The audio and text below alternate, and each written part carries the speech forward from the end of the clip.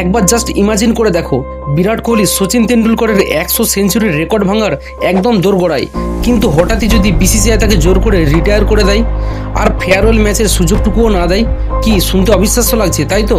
কিন্তু West Indies board Shivnarine চন্দ্রপালকে নিয়ে এমনটাই করেছিল। সেই লেজেন্ড ব্যাটার যার ব্যাটিং স্টান্স ছিল একেবারে আলাদা, চোখের নিচে টেপ লাগিয়ে নামতেন, উইকেটে বেলস ঠুকে নিজের ব্যাটিং পজিশন ঠিক করতেন। টেস্ট ক্রিকেটের গ্রেটেস্ট ব্যাটসম্যানদের মধ্যে একজন ছিলেন চন্দ্রপাল। তিনি 164টা টেস্ট ম্যাচ খেলেছেন আর গড় ছিল 51-র উপরে, আর করেছেন 11,867 রান, যা ব্রায়ান লারার থেকে মাত্র 86 রান কম। 22 বছর ধরে দেশের হয়ে ক্রিকেট খেলা এই তারকাকে প্রথমে ওয়েস্ট ইন্ডিজ ক্রিকেট দল থেকে বাদ দেওয়া হয়।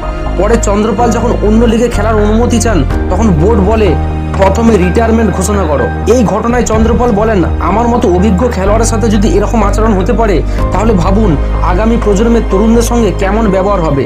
তিনি এটাকে ফোর্সড রিটায়ারমেন্ট বলে অভিহিত করেছিলেন।